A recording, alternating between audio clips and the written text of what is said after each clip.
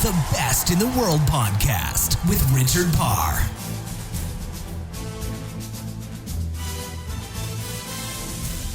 Hello and welcome to episode 91 of The Best in the World with Richard Parr, where we learn from Olympic champions, world record holders and world number ones every single week to find out exactly what they do to become the very best in their sports. This week on The Best in the World with Richard Parr, I speak to the Olympic curling champion Brad Jacobs. Alongside Ryan Fry and his cousins Ryan and EJ Harnden, Brad led Canada to a gold medal at the 2014 Sochi Games. On this podcast, he tells me what it's like competing and growing up in the sport with his cousins. The skip talks about the level of competition in Canada and the pressure of performing for his country at a Winter Olympics. Brad also reveals his fitness regime, his diet, and his pre-game routine. You do not want to miss any of it on this week's Best in the World with Richard Parr. And you know what? Let's get straight to it. Let's listen from the very best. It's the curling Olympic champion, Brad Jacobs. The Best in the World podcast with Richard Parr.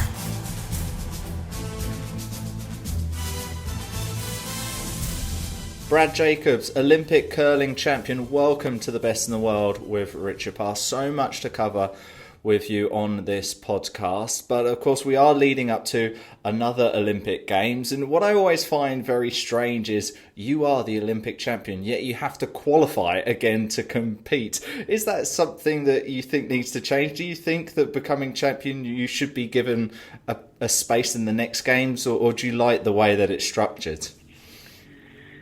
Yeah, I think a lot of people kind of have the same sort of opinion that you do, where they think it's strange, but in Canada it's actually not strange at all because of how deep the field is in Canada in men's curling. There's just so much parity, and it makes full sense that you have to earn your way back to an Olympic Games as a men's team in curling in Canada. So, because there's really so many teams that could represent Canada in world championships, in the Olympic Games, and could go and represent Canada and medal or even win. So, some people think it's strange, but it's not that strange at all in what we do in Canada. With Canada being so competitive and so good, do you think that they should have more places at the Winter Olympics? Oh, I don't think so. No, I don't think so. I think that I think the system's really good the way that it is right now. One team earns their way. It makes it that much more special. We've been fortunate enough to win the Olympic trials and represent Canada in the Olympics. And when you do that and you are that number one team that was able to accomplish that and go and represent your country, there's nothing like it. And I think to have other teams there, maybe a team that isn't playing quite as good as another team or whatever the case might be, it just wouldn't feel the same. So in my opinion, the system is perfect the way that it is. We go and we compete for years leading up to the Olympic trials in Canada. The best teams over a consistent time frame, whoever's the most consistent over this time frame gets into the Olympic trials, and everyone goes out and competes one week, and the best team comes out on top. But like I said, it's kind of a coin flip between several different teams. So, but I like the way that it is for sure. In some ways, and I've heard this from some of the American athletes in particular, they've said that the Olympic trials are harder than the Olympic Games. Is that something which holds true for you in curling? Well, you can answer that question a couple ways, I think. I remember saying after we won the Olympics that the Olympics was the toughest event that we've ever competed in. And I think it's because now when you look at the Olympic trials and you look at the quality of teams and where they're ranked in the world, it's all there's a vast majority of those teams. I mean, I think the only team that's in maybe the top 10 world ranking is Nicholas Edin's team from Sweden, if I'm not mistaken. I don't really know all that well, but I think they're the only team. The rest of the teams are Canadian teams, so it's extremely difficult to get out of the Olympic trials.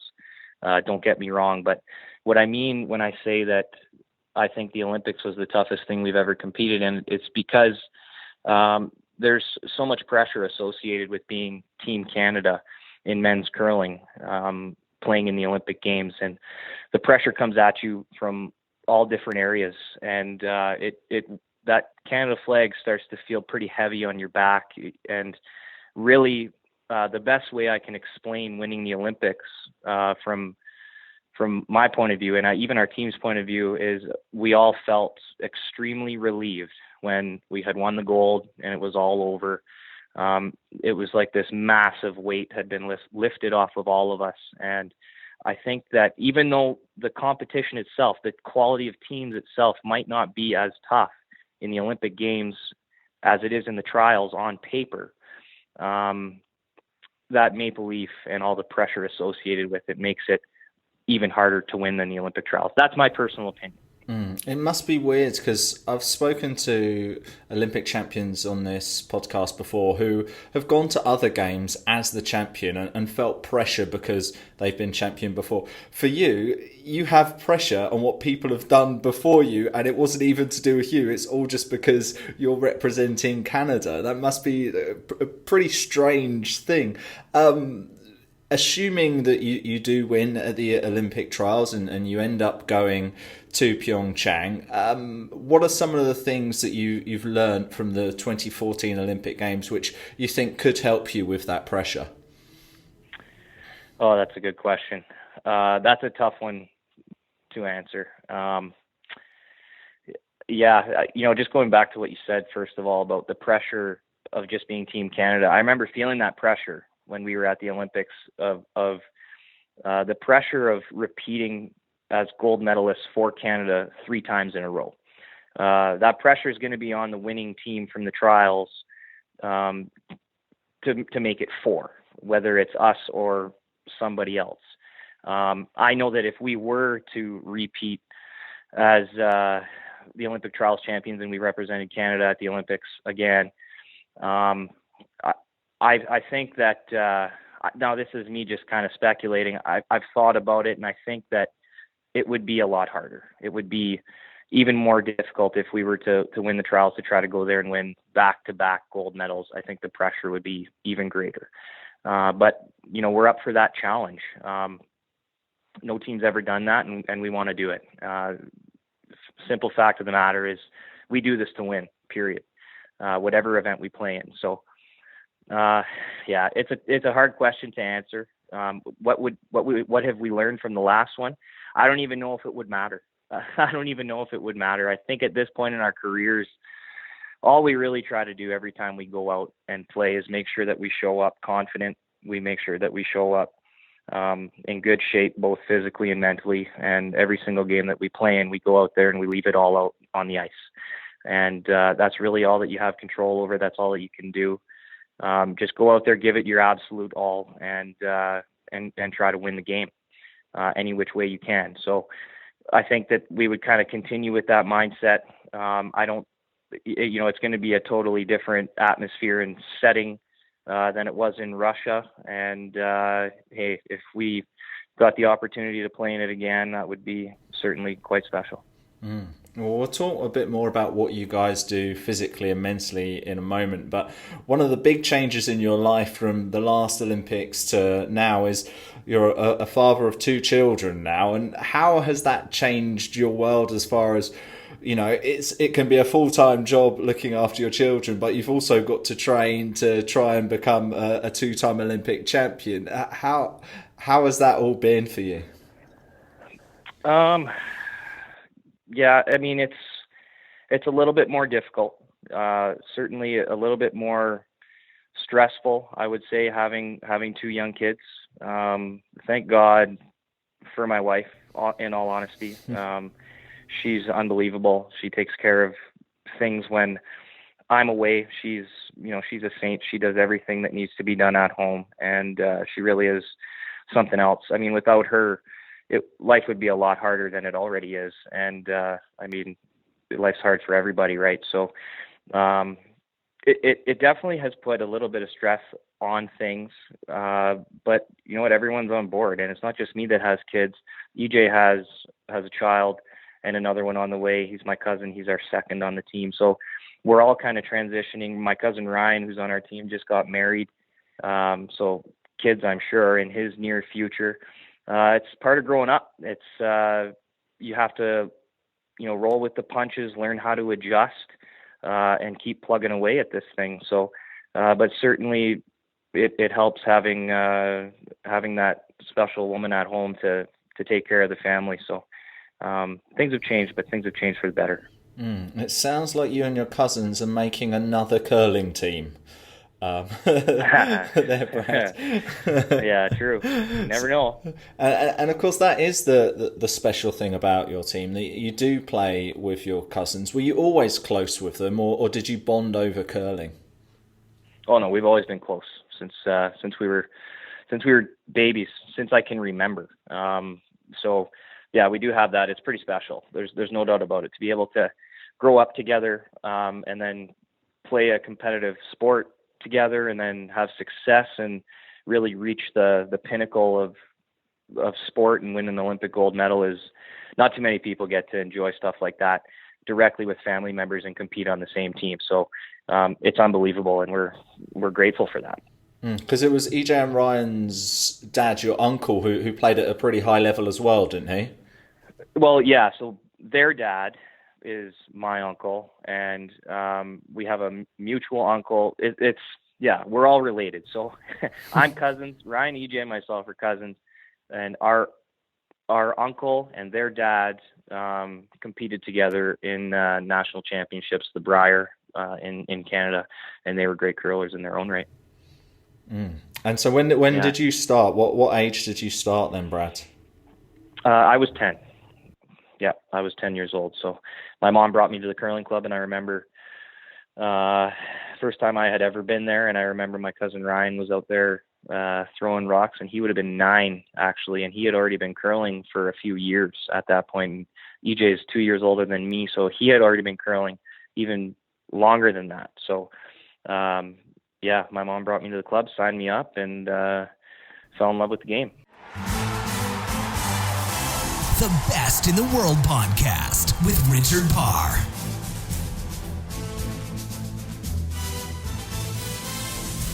Just going to take this moment to tell you about Patreon. Patreon is where you can support our show if you like what we do, if you appreciate learning from the very best sports people on the planet. And like I said to you earlier, we've done 91 episodes now.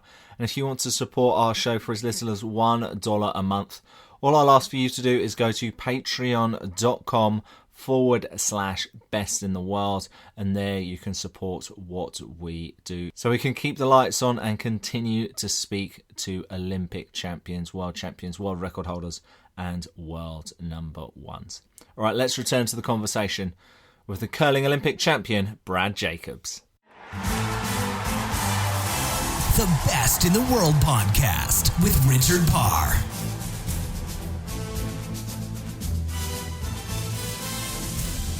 When did you realise that you guys were good, that this was going to be something which you could take to a national level, a world level, and an Olympic level? Good question. I think for me personally, when you ask, when did you realize you were good? I think I started to realize I was good when I was practicing and playing a foolish amount of games, like every single day, on the weekends, sparring in men's league. Every opportunity I got, we played together in men's league, and we beat a lot of the men's teams over and over again. And we were quite young. I'd say we were, in our early teens at that point. I've kind of figured we could maybe do something special in curling when I went to my first junior national, I would say. And that was in 2005. I believe I was 18, 19 years old. I can't even remember now. 2005, I think I would have been 19, and we competed at that national. We were fourth place. We just narrowly missed the playoffs, but that was the first year I had ever skipped as well. My first time ever skipping that year, and we made it to the nationals. And for me, that was pretty special for our team at the time. And I actually wasn't playing with Ryan and EJ at that time. EJ had maxed out in age, and Ryan was on another team. But it was the first time a team had gone to junior nationals out of Sault Ste. Marie in, I believe, 50 years or something like that. So it was quite special to go to that first national and feel like you've kind of made it a little bit, and hey, maybe this can go even further. And of course it did, and went to an amazing level of success. You mentioned earlier about being physically and mentally prepared. Now, one of the great quotes that I've seen about your team is, you're not curlers, you're athletes, and a lot of that is because of all of the work you do in the gym, and you really have taken it to a different level. Give us an idea of what the type of things you are doing in the gym. Well, I guess everyone's different. So the program that I follow is basically a full body exercise regime, whatever you want to call it, 3 days a week. That's really all I have time for now with the kids and work and how busy everything is, and practice and you name it. Not only that, but I really like doing it that way. I hit every body part 3 days a week. And for me, I've gotten some amazing gains in my lower body, in my core, in my back especially. And it really, at this point, it's all about longevity. I'm 32 now. Ryan Fry's our oldest player. I think he's turning 39. It's hard to remember now, but we're in our 30s, and we want to keep playing the game, I guess, as long as we feel like we can compete, as long as we're healthy. You don't want to have too many injuries, and certainly the gym is a big part of it. And trying to, keep that longevity. You want to play for a long time, but not only that. I think there's a little bit of a mental edge there too. If I show up to an event as a skip, and this is just me speaking for myself. I mean, we are a team. We're 4 individuals though, and everyone kind of thinks their own way. But for me, I like to know that I'm doing everything I can to be in peak physical condition going into every single event. It helps with my confidence. It helps with my belief in myself and my team. I like going into events knowing, you know what? I think I'm the most in shape skip in this event. I've done everything I can to prepare and train physically, mentally, practice, you name it. And I'm ready to go. And I like to, look around and look at other skips and say, you know what? I'm in the best shape. That's something that I try to mentally tell myself, right? And that's one of the things that keeps me going to the gym over and over and over and over again. And we've been doing it for years and years and years. So I think it's more of it's creating that mental, that edge, and maybe that little bit of swagger, and maybe also increasing your odds of winning, trying to do everything you can to make your odds of winning a little bit better. So I want to go in just a bit more detail on what you're doing in the gym. Are we talking big compound exercises? Are we talking heavy weights, low reps? Are we talking lots of reps, low weights? And how long are you in there for?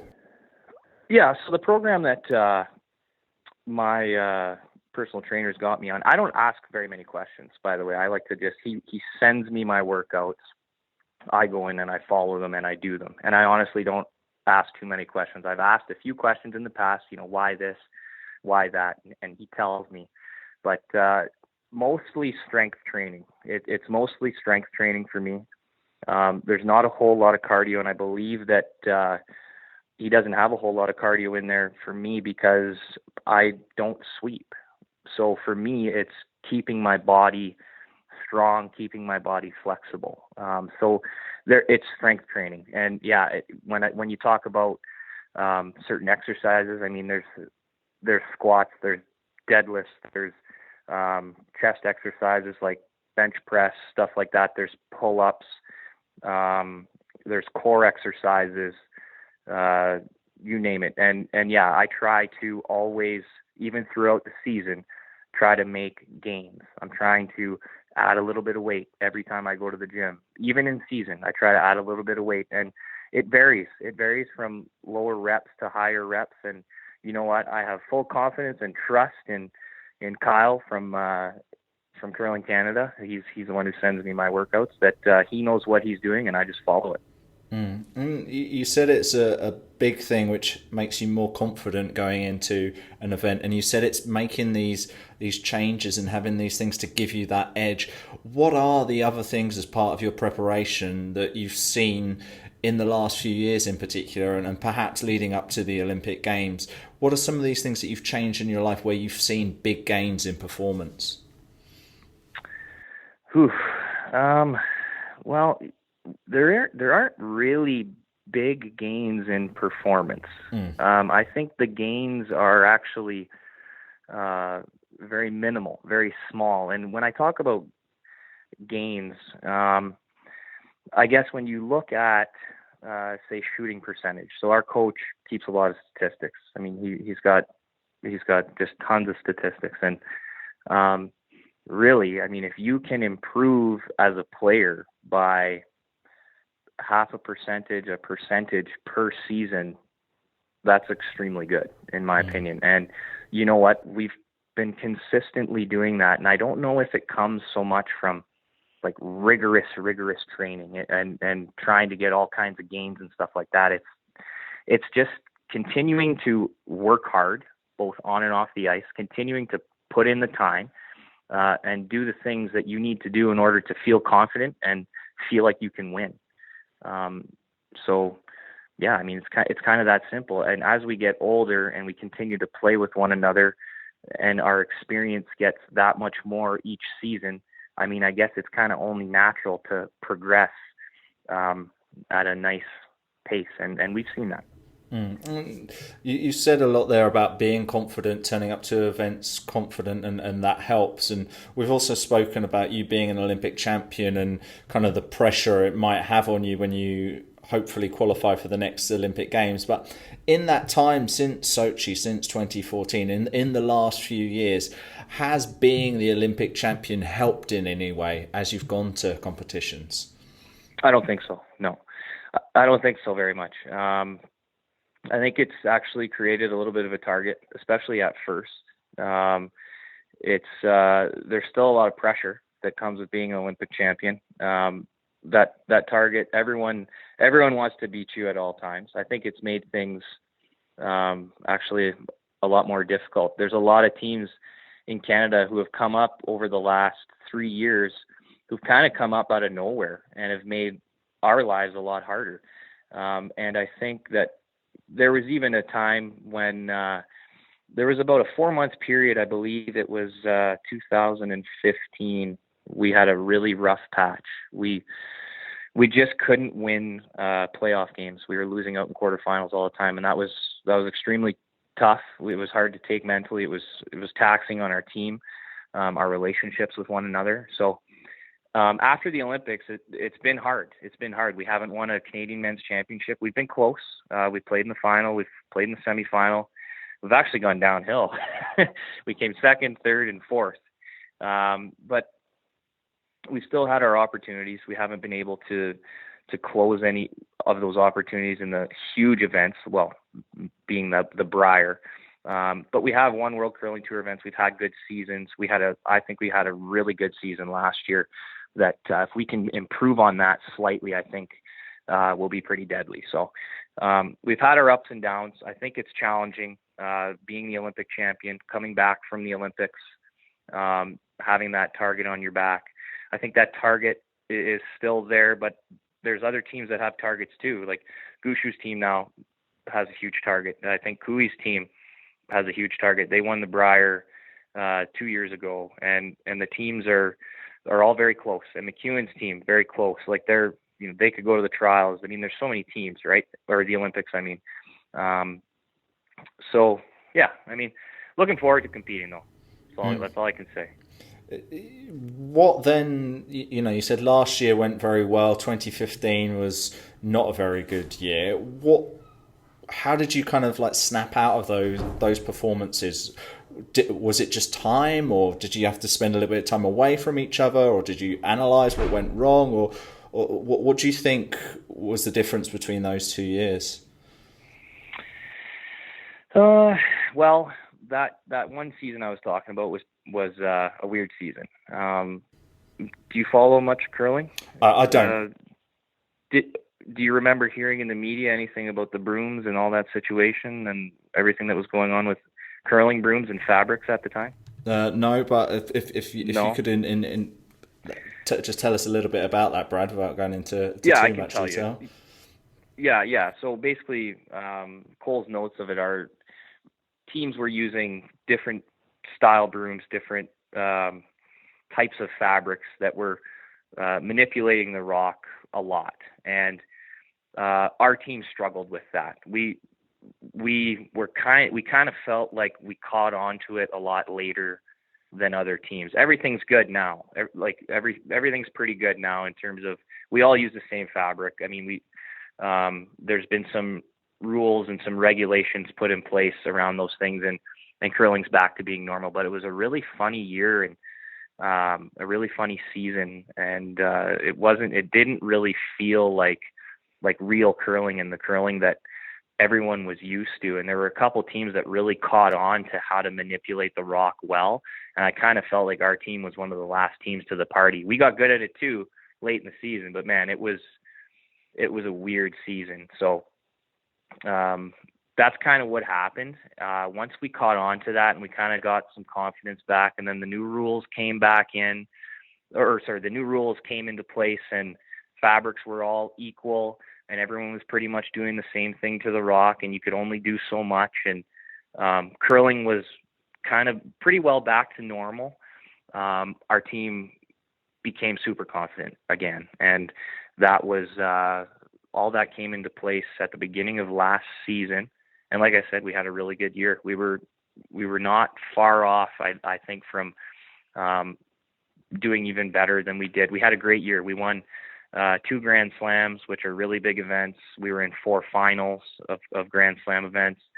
We won another World Curling Tour event, and we had a great year. So going into next year, I think it's definitely something to feed off. It's definitely something, knowing that we're so close, and we were so close last year, and we felt like we were very close, only is giving us more motivation going into next season. And we know that no team from Canada, in men's or women's, has ever repeated as an Olympic trials champion and gone on to win gold back to back. And we're well aware of the situation and the opportunity that we have, and we want to leave no stone unturned, give it all we've got.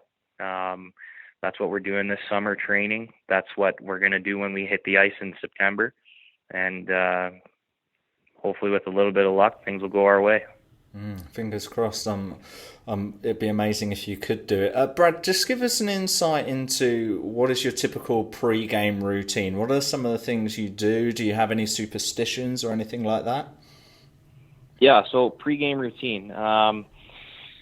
So for us, the game starts 2 hours before. So if the game's at, say, 3 p.m., we start warming up at 1 p.m. It's usually 2 hours before, depending on whether we have to drive to the arena or if we're staying really close or whatever the situation may be. But we're always in the gym warming up. We show up to games and the arena already warmed up. We don't really need to stretch or warm up once we're at the arena. That's one of the things that we like to do. We like to get our blood flowing. We like to get our minds going, thinking about the game well in advance. So we start 2 hours before with all that stuff and hit the ice. There's not a whole lot more to it than that. It's a car ride usually to the game, play some tunes. We'll eat well in advance. We'll drink the pink BioSteel powder into our drinks and head out on the ice and ready to play. What are the tunes, Brad? What are the tunes? A lot of house music. A lot of house music. I'm not actually the hugest fan of that stuff, but EJ and Ryan are. And you know what? In the moment, when we're going to games, it does get everybody pumped up, so it's good. And what about the food? What are you eating before a big game? Oh, depends. Everyone's kind of different. One thing's for sure, we don't like to eat and then go to a game. That's a little too much. We usually have some sort of snack, granola bar or some sort of energy bar for the game, but definitely don't like playing on a full stomach. We'll eat, I would say, anywhere 4 to 5 hours before game time, so that even when we warm up, we're not too full. Everybody's different, though. I would say when we're on the road, we try to eat as healthy as we can. You get a little bit of carbs in you, get a little bit of protein in you, and away you go. Well, it's been really good to talk to you, Brad. Thank you for that insight. Thank you for your time today on the program. All the best for the trials and hopefully for the Olympic Games, and see if you can become the first team to successfully retain the Olympic gold medal. Just before you go, Brad, can you let us know where we can find you online and on social media so we can continue to follow your journey, please? Yeah, absolutely. So we have all that social media stuff. We have a website, Team Brad Jacobs, teamjacobs.com. Anything and everything that you can find is either at Team Brad Jacobs or at Team Jacobs, or Team Jacobs on Facebook, Team Jacobs on Instagram. Look us up. We usually have a lot of cool content going on, so especially in season, and we get a lot of interacting going on. So look us up. Fantastic. Well, Brad Jacobs, thank you for being on the podcast, and thank you for being the best in the world. Hey, Richard, thank you for this opportunity. I really appreciate it. The Best in the World podcast with Richard Parr.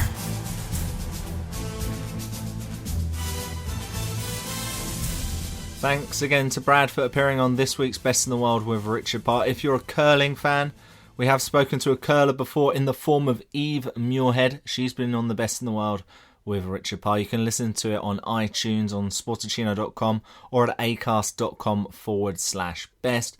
If you're a Winter Olympics fan, it's not very far away from Pyeongchang, is it? Well, we've spoken to some amazing Winter Olympic athletes on this podcast. Maybe go back and listen to my conversation with Julia Mancuso.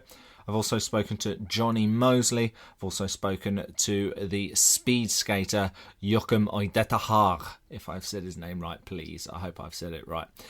Anyway, they're all on the archives, on iTunes, on Acast, and at sportacino.com. All right, we'll be back here next week for episode 92, learning more from the greatest sports stars on the planet. If you like this show, please head to our Patreon page, patreon.com/best in the world.